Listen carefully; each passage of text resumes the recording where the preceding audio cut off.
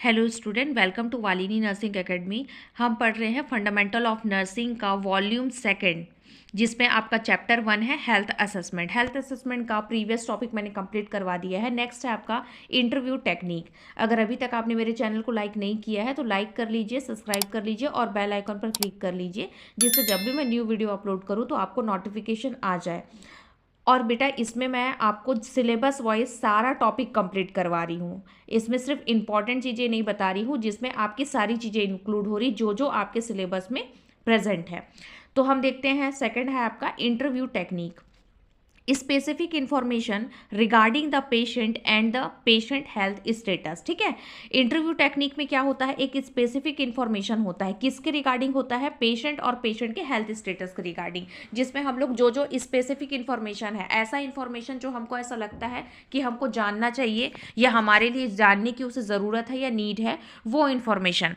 Second होता है health related data and identify the patient knowledge of his and her own health and illness status. Patient interview is very important. Second क्या बोला है? Health related data और identify the patient knowledge. Health related data देंगे हम लोग। दूसरा, patient के knowledge को भी हम आइडेंटिफाई करेंगे कि his and her own health, मतलब उसका खुद का हेल्थ कैसा है, वो कैसा बता रहा है उसको, और उसका बीमारी इलनेस स्टेटस। और patient interview is very important. इससे हमको क्या पता, जैसे कि कोई पेशेंट है, वो मेरे पास आया है कि मुझे 4 दिन से मेरा मेरा बॉडी बहुत ज़्यादा गर्म लग रहा है। ठीक है, तो हम लोग उसका एक नॉलेज का लेवल हम लोग देखेंगे, आइडेंटिफाई करेंगे पेशेंट का नॉलेज लेवल, कि उसे पता है कि नहीं कि बॉडी टेम्परेचर राइज हो रहा है तो उसे फीवर हो सकता है। तो ये उसके एजुकेटेड और अनएजुकेटेड लेवल पे पता चलेगा उनको।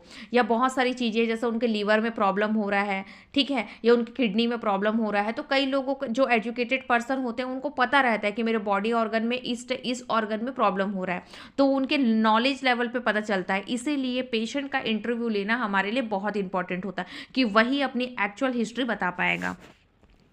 नेक्स्ट है आपका communication factor which may affect the patient interview include active listening, non-verbal communication, distance and personal space। क्या बोला है? कम्युनिकेशन फैक्टर भी बहुत इंपॉर्टेंट फैक्टर है। ये सबसे ज़्यादा पेशेंट का इंटरव्यू पे अफेक्ट करता है, जैसे कि उसका active listening, non verbal communication, actively वो आपकी बातें सुन रहा है, डॉक्टर की बातें सुन रहा है। नॉन वर्बल कम्युनिकेशन मतलब सिर्फ हम फेशियल एक्सप्रेशन से पता जान पा रहे हैं कि पेशेंट को चीज़ें समझ में आ रही है या नहीं आ रही है। डिस्टेंस में भी हमको पता चलता है, और पर्सनल स्पेस भी हम देख के पेशेंट की चीज़ों को हम जान सकते हैं कि एक्चुअल उसकी हिस्ट्री क्या थी। नेक्स्ट है आपका active listening, respecting social distance guideline and personal space requirement में फैसिलिटेट द पेशेंट इंटरव्यू। ठीक है, एक्टिवली हम भी पेशेंट की बातें को सुन रहे हैं, रिस्पेक्ट कर रहे हैं, सोशल डिस्टेंस रखे हुए हैं, सोशल डिस्टेंस हम गाइडलाइन फॉलो कर रहे हैं, पर्सनल स्पेस पेशेंट को हम प्रोवाइड कर रहे हैं, और उसके पेशेंट का इंटरव्यू को हम कंटिन्यू फैसिलिटेट कर रहे हैं, जिससे उसे इंटरव्यू देने में बहुत ईजी हो, उसको हर चीज़ की फैसिलिटी प्रोवाइड कर रहे हैं जिससे पेशेंट को कंफर्टेबल फील हो। नेक्स्ट है आपका the nurse use listen process to accurately receive process and response to patient message. ठीक है, वही है कि नर्सेज जो है वो उसे बहुत अच्छे से उसके कंसर्न को सुन रही है, ठीक है, लिसन कर रही है, रिस्पॉन्स कर रही है, एक्यूरेटली उस चीज़ को रिस्पॉन्स रिसीव कर रही है, और उसके जो पेशेंट के मैसेज है, ये सारी चीज़ें आपका मेन इंटरव्यू प्रोसेस में आएगा। नेक्स्ट आता है commonly used action response including focusing, presenting reality, confronting, informing, collaborating, limit setting and normalising. मतलब क्या बोला है, कॉमनली आप कौन कौन सी चीज़ें यूज़ करते हो, तो आप फोकस यूज़ करोगे, पेशेंट की सारी बातों पे आप फोकस रहोगे, प्रेजेंट रहोगे रियलिटी में, कन्फ्रंटिंग, उनके सामने आप जितने भी इंफॉर्मेशन है उसे आप सही तरीके से प्रेजेंट करोगे, कोलैबोरेट करोगे, आपकी सेटिंग लिमिट होगी, ये नहीं कि आप उससे 3 घंटे कंटिन्यू बात कर रहे हैं, वैसा नहीं रहेगा, और आप नॉर्मलाइज रहोगे। ठीक है, पेशेंट और आपका जो रिलेशनशिप है नर्सेस या डॉक्टर का, वो फॉर्मल रहेगा। ये है आपका इंटरव्यू प्रोसेस। ठीक, ये आएगा इंटरव्यू टेक्निक। अब नेक्स्ट है हमारा एडेप्टिव क्वेश्चनिंग।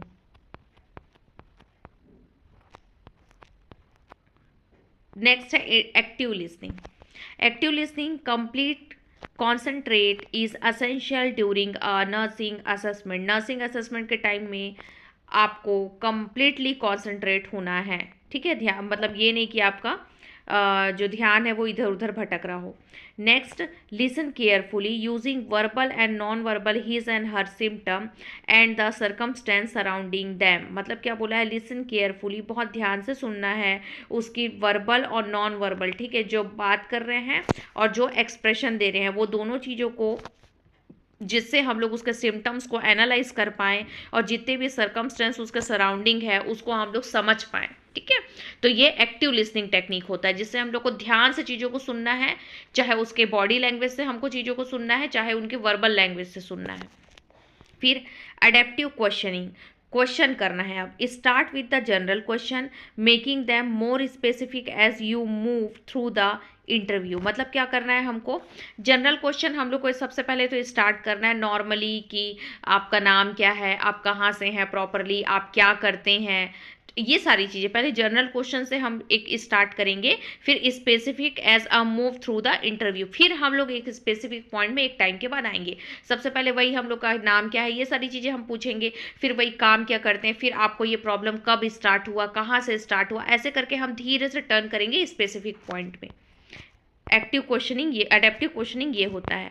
फिर आता है request additional information when necessary by asking the patient to clarify their statement. अब हमको ऐसा कुछ क्वेश्चन है जो पर्सनल है उनका, ठीक है, जो उनका पर्सनल क्वेश्चन है, तो उसके लिए हमको उनको क्या करना है, रिक्वेस्ट करना है, ठीक है। वो अगर वो इन्फॉर्मेशन मेरे डायग्नोसिस के लिए ज़रूरी है, मुझे चाहिए वो इन्फॉर्मेशन, तो उसके लिए पेशेंट को रिक्वेस्ट करना है और पूछना है, आस्किंग द पेशेंट कि वो उस स्टेटमेंट को क्लियरिफाई करना चाहता है या नहीं करना चाहता, ठीक है। फिर आता है नॉन वर्बल कम्युनिकेशन।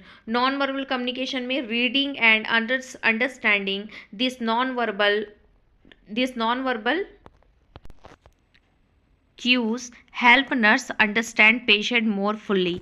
मतलब क्या बोला है, आपका नॉन वर्बल में जैसे कोई चीज़ को वो क्या कर रहे हैं, पढ़ के बता रहे हैं, ठीक है, और समझना है हमको, रीड करना है, पढ़ना है और समझना है उसके नॉन वर्बल क्यूज़ को, मतलब उसके नॉन वर्बल इशारे को, संकेत को हेल्प करता है नर्सेस को understand the patient more fully, ठीक है, जिससे आप चीज़ें बहुत अच्छे से समझ पाएँ। मतलब जो भी वो इशारे कर रहा है उसे आपको समझना है। Empathy, validation, and reassurance. Empathy is a key in nursing health assessment as a demonstrate that you understand. Empathy जो है वो सबसे बड़ी चाबी है नर्सिंग के हेल्थ असेसमेंट के लिए। नर्स के हेल्थ असेसमेंट के लिए एम्पैथी से आप बहुत अच्छे से पेशेंट को असेसमेंट कर सकते हो, डेमोस्ट्रेट कर सकते हो और उसकी चीज़ों को समझ सकते हो। एम्पैथी मतलब सहानुभूति होता है। फिर आता है ऑब्जर्वेशन टेक्निक। ऑब्जर्वेशन टेक्निक में क्या बोला है आपका, health observation and assessment is a systemic process to collect data about patient. Nurses undertake health observation and assessment constantly in all clinical setting. मतलब क्या बोला है आपका, हेल्थ ऑब्जर्वेशन और असेसमेंट जो होता है वो डेटा कलेक्ट करने का सिस्टमिक प्रोसेस होता है, जिससे आप हेल्थ ऑब्जर्वेशन और असेसमेंट के थ्रू एक सिस्टमिक वे में पेशेंट का डेटा कलेक्ट कर सकते हो।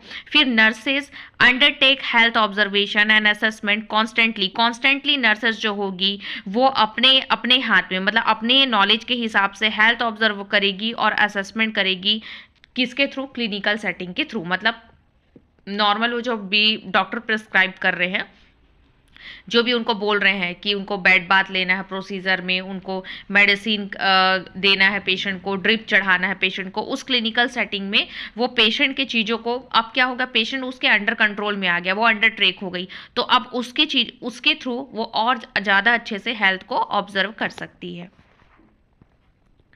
नेक्स्ट आता है प्रिंसिपल। प्रिंसिपल में क्या बोला है आपका, नर्सिंग ऑब्जर्वेशन इज अ मल्टीफेसेट, ठीक है। मल्टीफेसेट मतलब क्या होता है आपका, बहुत सारे पहलू पे वो इलाज करती है, ठीक है, मतलब ऑब्जर्व करती है नर्सेस जो होती है। दूसरा, observation is a grounded in therapeutic और इंटर रिलेटेड, ठीक है। जो ऑब्जर्वेशन जो होता है वो आपका किससे रहता है, थेराप्यूटिक रिलेशन से ही रहता है। मतलब थेराप्यूटिक इंटर रिलेटेड मतलब क्या होगा, एक चिकित्सीय तरीके से, मतलब मेडिकल तरीके से ही आप ऑब्जर्वेशन करेंगे पेशेंट को, और कुछ दूसरा उनके साथ कोई पर्सनल रिलेशन आपका नहीं होना चाहिए। फिर आता है next, nurses appreciate how in patient environment influence behaviour, ठीक है। नर्सेस जो होगी वो क्या करेगी, अप्रिशिएट करेगी, ठीक है, कि जो भी पेशेंट है वो आपके जो भी इन पेशेंट तो है जो उस इन्वायरमेंट में रह रहे हैं वो उनके बिहेवियर वो कैसा इन्फ्लुएंस हो रहा है उस बिहेवियर से, ठीक है, मतलब पॉजिटिव है कि नेगेटिव है उस चीज़ पे वो ध्यान देगी। फिर observe are communicated between colleagues, ठीक है, और जो भी ऑब्जर्वेशन है, जो भी उनके कलीग्स के बीच में, अपने आसपास और भी नर्सेस के बीच में जो भी कम्युनिकेशन हो रहा है उसको नर्सेस को ऑब्जर्व करना ज़रूरी है।